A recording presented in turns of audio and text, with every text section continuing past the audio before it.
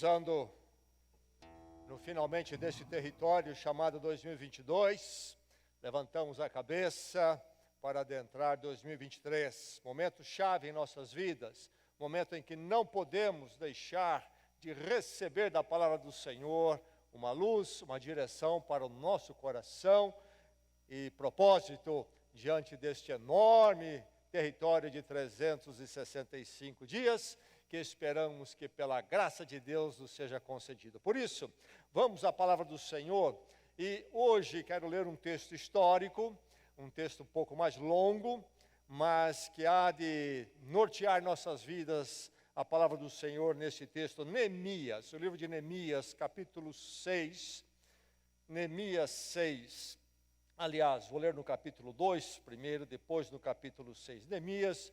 Você vai encontrar, passando aí a partir do primeiro livro, Gênesis, Êxodo, Levítico, Números, Deuteronômio, e então Josué, Juízes, Ruth, e 1ª, 2ª Samuel, 1ª, 2ª Reis, 1ª, 2ª Crônicas, Esdras, Neemias, está entre os livros históricos da palavra de Deus.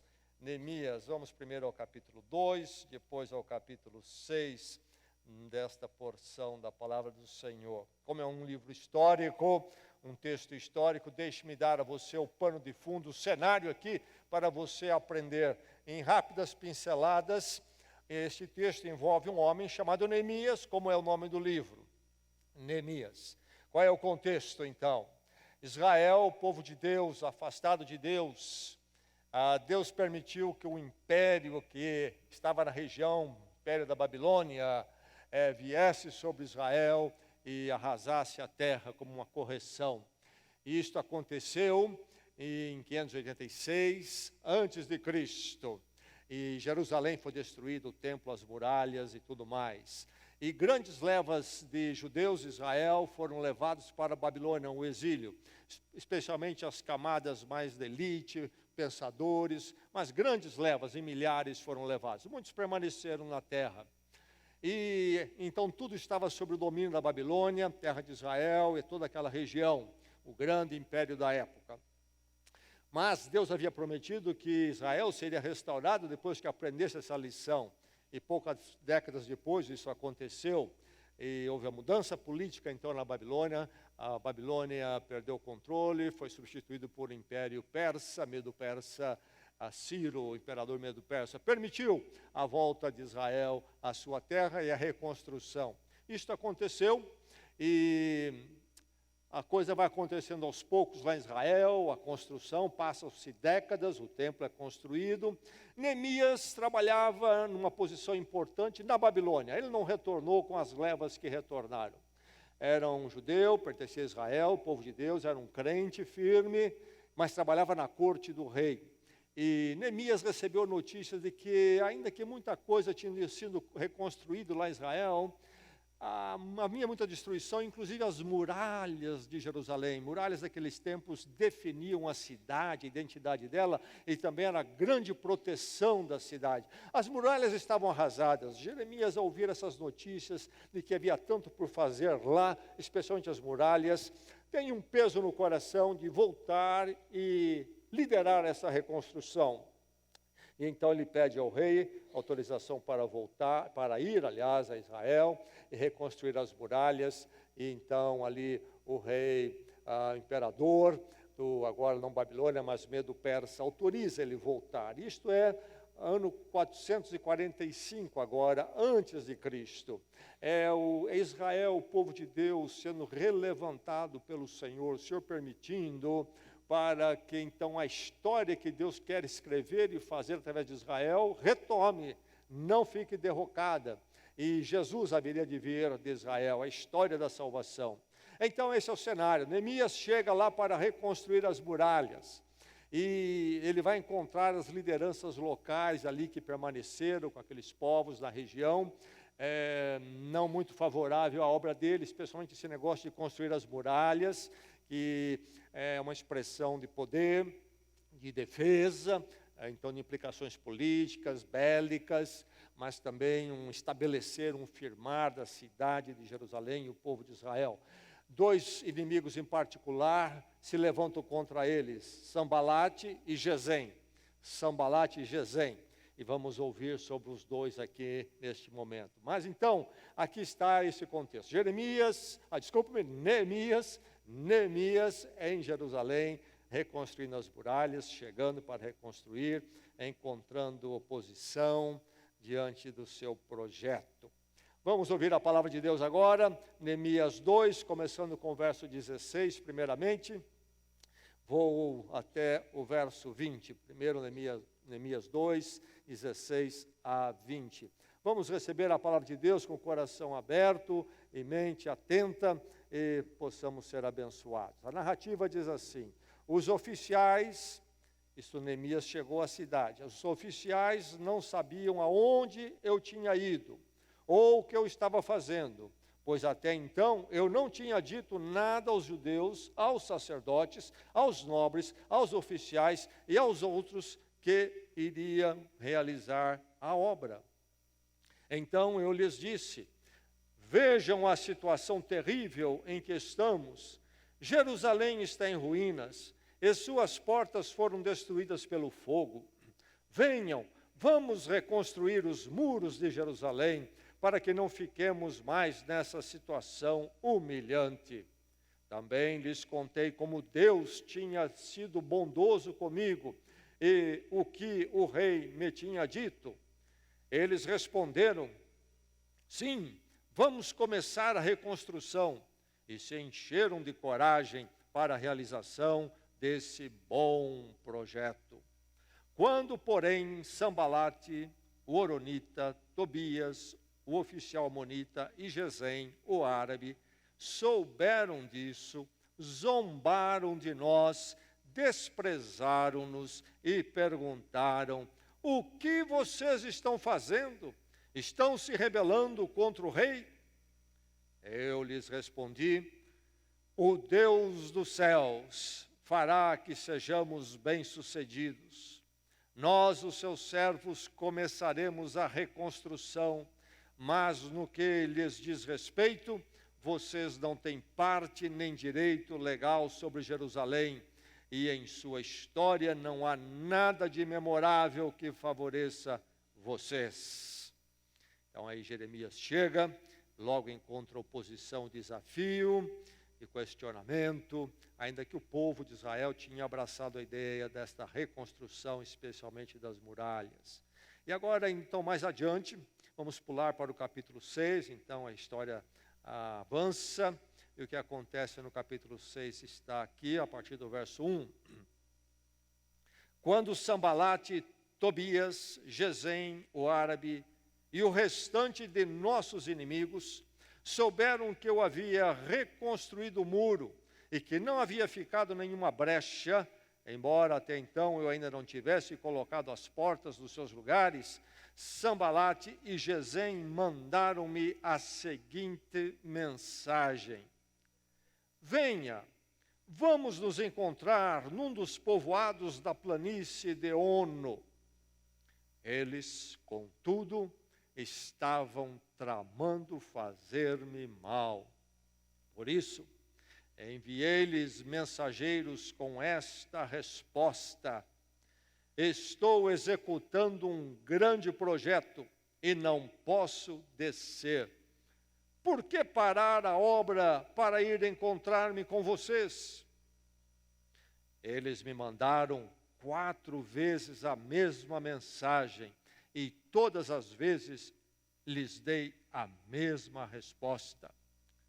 Então, na 5ª vez, Sambalate mandou-me um dos seus homens de confiança com a mesma mensagem. Ele tinha na mão uma carta aberta em que estava escrito: dizem entre as nações, e Gesem diz que é verdade, que você e os judeus estão tramando uma revolta e que por isso estão reconstruindo o muro. Além disso, conforme dizem, você está na iminência de se tornar o rei deles e até nomeou profetas para fazerem em Jerusalém a seguinte proclamação a seu respeito: há um rei em Judá. Ora, essa informação será levada ao rei, por isso vamos conversar. Eu lhes mandei esta resposta: nada disso que você diz está acontecendo é pura invenção sua. Estavam todos tentando intimidar-nos, pensando: eles serão enfraquecidos e não concluirão a obra. Eu, porém, orei, pedindo: fortalece agora as minhas mãos.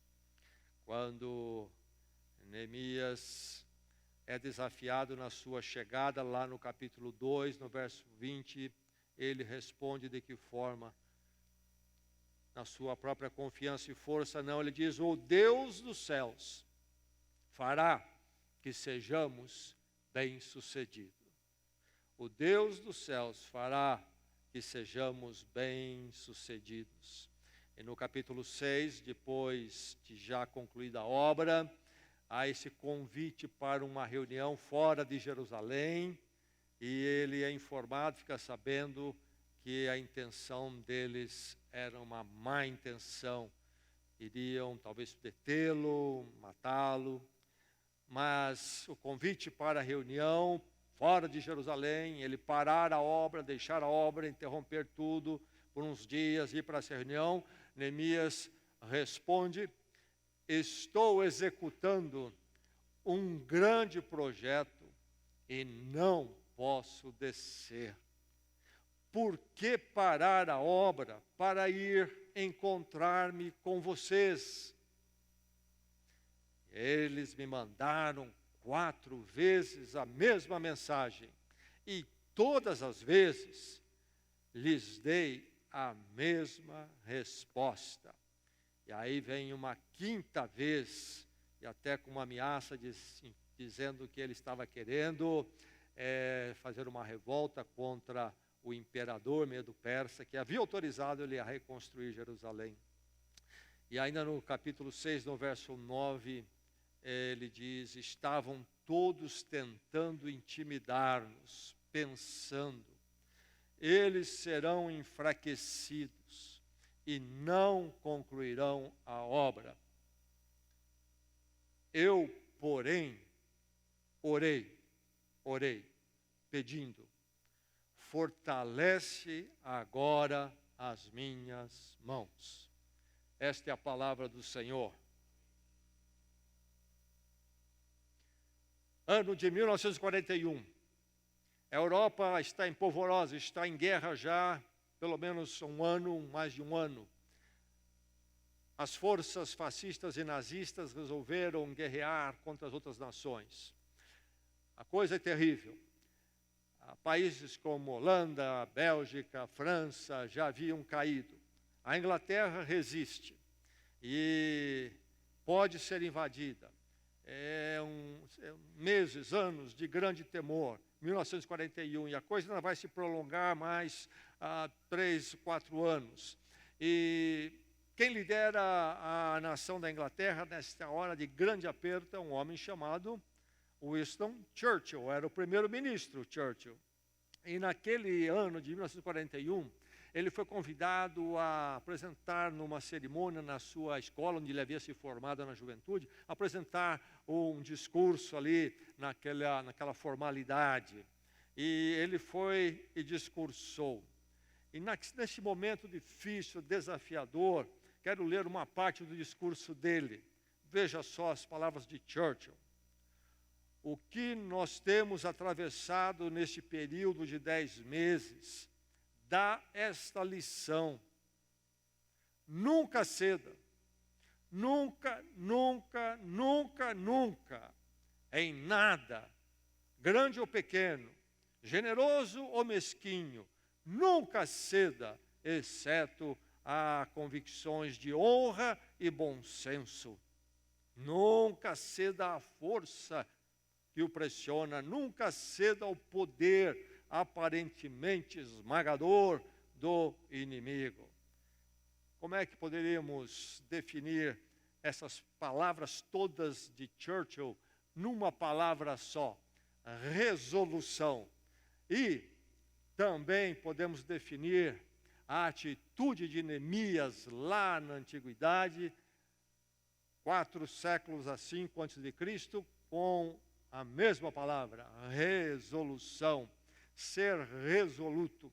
Encontramos aqui Neemias sendo resoluto, um homem que não cede à pressão do mal, daquele que quer tirá-lo do caminho, nunca cede e resiste.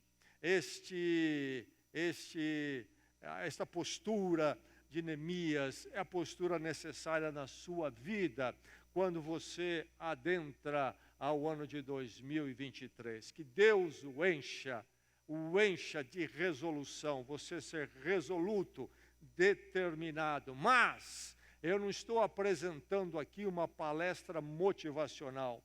Não estou dizendo para você sair no pensamento positivo da sua força e dizer, vou ser resoluto. Estou falando da palavra de Deus. Estou falando da resolução que podemos ter. Podemos ser resolutos na força do Senhor, a quem pertencemos e que é o Senhor da sua vida. Seja resoluto em 2023. Mas ser resoluto então como? De que forma? Como que Neemias foi resoluto? Quando ele tem essa tarefa, Deus dá a ele essa oportunidade, esta grande tarefa. Quando eu e você temos a grande tarefa de viver, fazer o melhor, sermos produtivos em 2023, como sermos resolutos? Verifique que você se emprega, se dedica a um grande projeto que poderíamos chamar de sublime. Engaje-se num projeto sublime. Sublime em que sentido? Algo elevado, excelso, exaltado. Então, veja que o seu projeto pertença à glória de Deus, à vontade de Deus, que a sua vida, 2023, em tudo que você for e fizer, seja algo que seja conforme a vontade de Deus, para a vontade de Deus. Você vai se dedicar a um projeto sublime neste ano? Há um conto da mitologia grega lá no passado, muito antigo, sobre um homem chamado Sísifo, na verdade um rei que desafiou os deuses. E por ter desafiado os deuses, ele recebeu uma condenação de rolar uma rocha com todo o sacrifício, montanha acima. E acontecia que ele foi condenado a rolar essa rocha, e quando chegasse no topo da montanha, a rocha escapava da mão dele e vinha ao seu pé da montanha. E ele tinha que começar de novo. Foi condenado por toda a eternidade a rolar essa rocha e ver ela cair de novo e ter que rolar novamente. O perigo é nós entrarmos num novo ano com a mesma mentalidade, que é a mentalidade muito humana. Não há um projeto sublime. É verdade que nós vamos trabalhar, você vai estar naquele emprego seu, você vai se dedicar aos trabalhos da sua casa, a cuidar da família, você vai lidar com dinheiro, com tempo, você vai se afazer como todo mundo vai. Mas verifique que o seu projeto seja sublime, não seja um tédio, um chegar a lugar nenhum, como ficar rolando uma rocha que cai outra vez. Veja que o seu projeto seja um projeto para a honra e a glória de Deus. Neemias está construindo muralha. Muita gente já construiu muralha na história da humanidade. Na China, a famosa muralha enorme, inigualável. E Neemias está construindo a muralha. Está ali pondo pedras sobre pedra, com uma porção, então supervisionando uma porção de trabalhadores. Um projeto enorme de arquitetura. E quantas construções acontecem no mundo, mas o dele é diferente. Estou executando um grande projeto, uma obra elevada, uma sublime obra. Qual a diferença? Qual a diferença? Neemias não era apenas um estadista que queria deixar sua marca na história. Eu fiz isso e fiz aquilo, por uma placa. Não era isto, não era um fim em si mesmo. A atividade dele não era um fim em si mesmo, porque senão seria como rolar uma rocha e chegar a lugar nenhum. Era um fim muito mais exaltado e sublime. Se um dia aquelas muralhas iriam cair novamente, o que ele fez permanece porque é feito para Deus e com Deus. O que é que Neemias está fazendo? Lembre-se que a história da salvação a redenção do ser humano prometido por Deus e que acontece na história, passa por Israel. Quando Israel é derrotado, inclusive desbandado em grande medida, levado para o exílio, essa história que Deus quer realizar para a nossa salvação, poderia sofrer ali uma derrota e ser interrompida. Neemias, quando sabe do Estado de Jerusalém, ele volta para reconstruir, porque ele quer ser participante desta obra de resgate de Israel.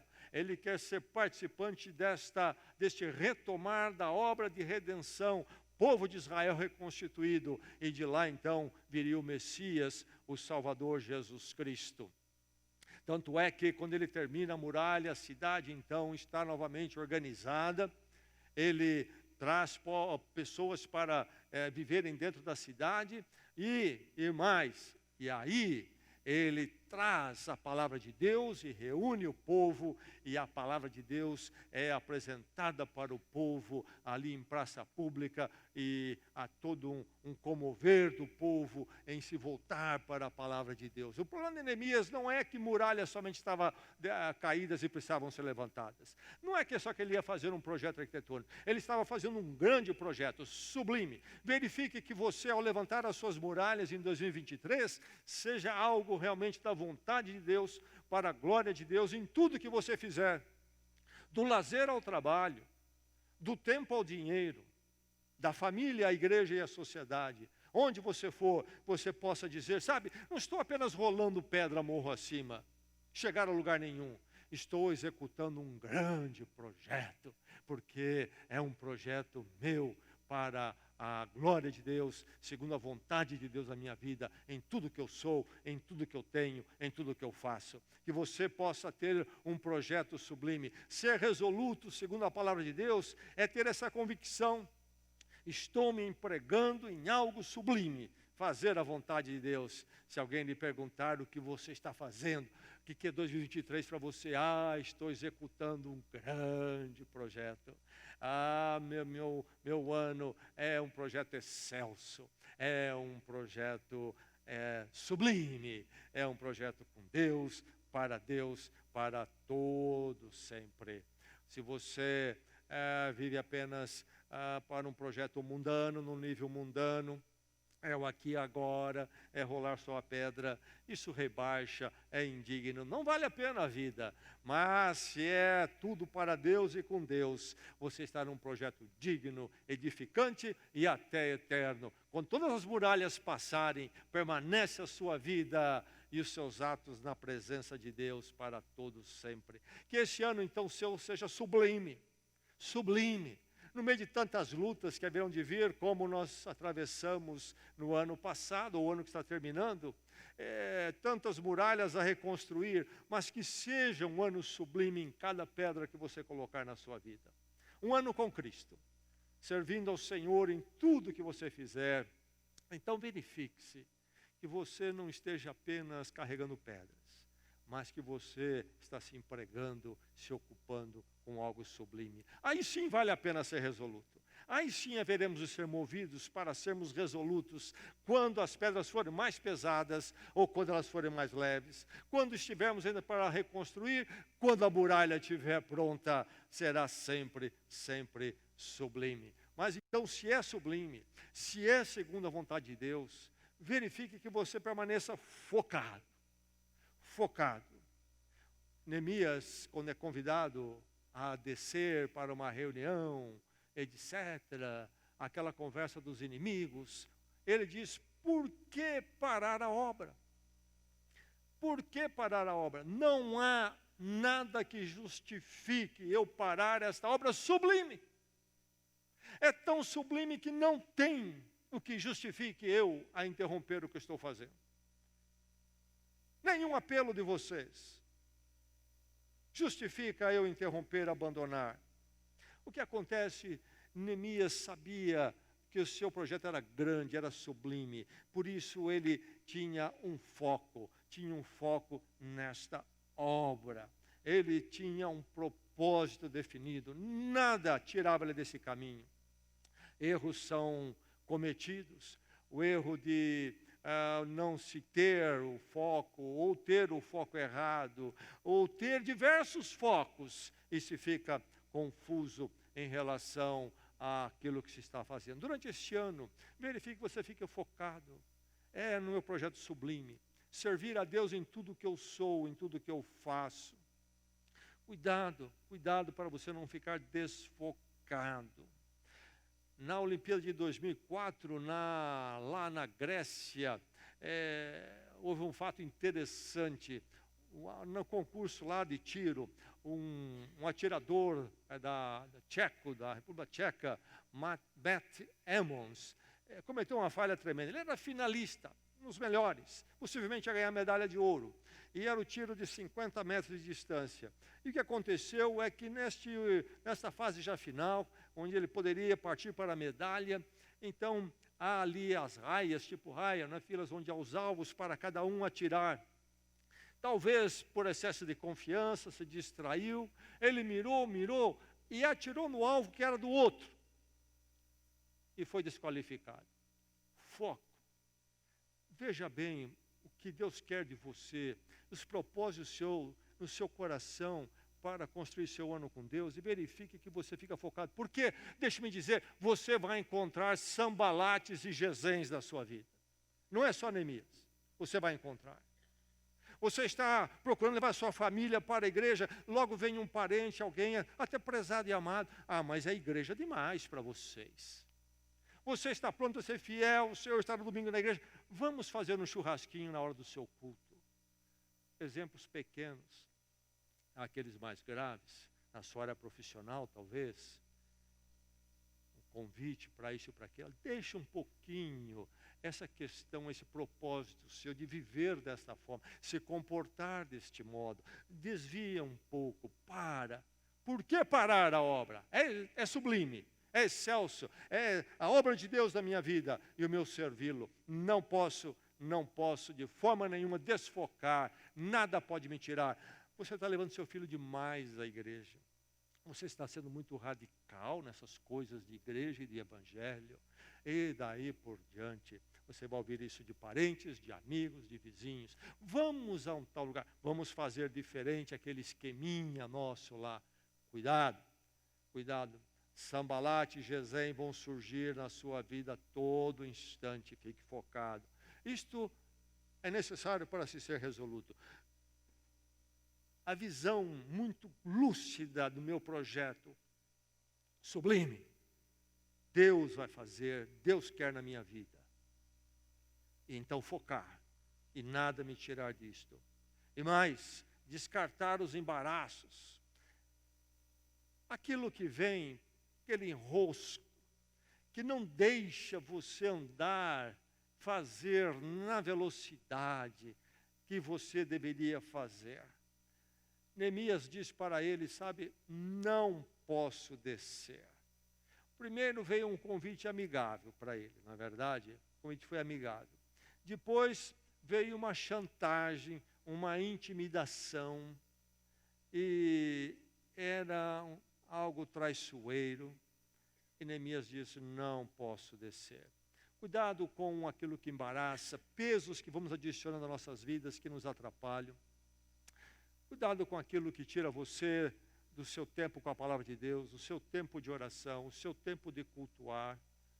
Cuidado com aquelas coisas que se adicionam na sua casa, que atrapalham que a sua casa, o seu lar realmente honra e sirva ao Senhor. Cuidado com os espaços que você dá para certas coisas. Cuidado com os espaços que você dá até para certas pessoas, que se tornam pesos, que não permitem você realmente avançar com velocidade. Você desce da obra para dar atenção, para tentar mais aquilo. E para isto, é preciso tomar cuidado para não se enroscar, não deixar que você acabe ficando meio preso. Você abandona o projeto, você atrasa o projeto, você procrastina, e você não vai fazer e experimentar tudo aquilo que Deus tem para a sua vida. Que assim seja na sua vida familiar, na sua vida estudantil, sua vida profissional, sua vida com a igreja, sua vida na sociedade, sem embaraços. Um ano, então, com a atitude de contrapor com tudo qualquer embaraço. Não vou aceitar embaraços na minha vida. Seja resoluto em 2023. Tenha o seu projeto sublime. Estou fazendo a vontade de Deus. Quero que seja um ano com Deus em todas as áreas da minha vida. E nada vai me tirar do meu foco. E nem vou deixar que pesos e enroscos me segurem. Eu me livrarei de todos eles e para ir em frente. Tudo aquilo que embaraça, tudo aquilo que enrosca. Eu estava lendo outro dia sobre a engenharia de roupas atléticas nos nossos dias. Como aquilo é estudado. E são caríssimos. Por exemplo, para aqueles que competem no primeiro nível, competições de primeiro nível no mundo, Olimpíadas, há um tecido especial, tudo feito para que não haja embaraço, não haja peso. Cuidado que até às vezes coisas legítimas passam a ser embaraços, enroscos em nossas vidas. Toma cuidado, seja resoluto em 2023. E em tudo isso, então, dependa não de você, das suas possibilidades e forças, mas em primeiro lugar, dependa de Deus. Dependa de Deus. Neemias disse: o Senhor nosso Deus fará com que nós tenhamos sucesso. E quando vem aquele último embate, então, ali no capítulo 6 que nós lemos, qual é a atitude dele diante das oposições ali, chamando para uma reunião e ele sabendo que eles tramavam mal contra ele. Neemias ora. Ele não volta para as suas capacidades pessoais e possibilidades. Ele ora, diz o texto, verso 9. E ele diz o quê? Fortalece agora as minhas mãos, Senhor. Quando a hora for mais difícil, meu irmão, lembre-se que é Deus que vem a força para você fazer a vontade dEle, honrá-lo, edificar uma vida com Ele. Dependa de Deus.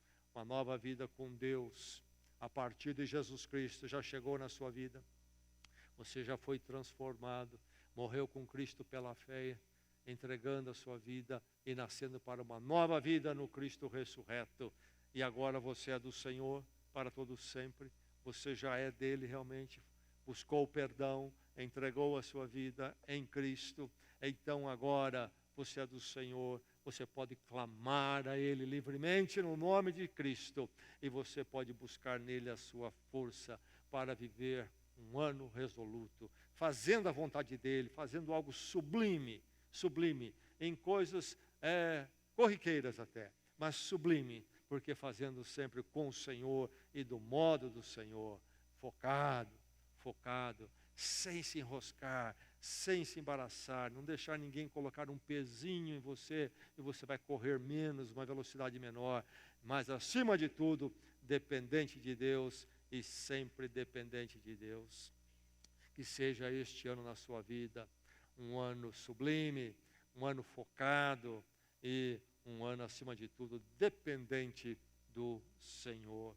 Que você possa ter um 2023 resoluto, isto é, aquele que não olha para trás, olha para frente, confiando no Senhor, buscando fazer a vontade dEle, e você vai colher os frutos da obra de Deus na sua vida. Que o Senhor assim o firme.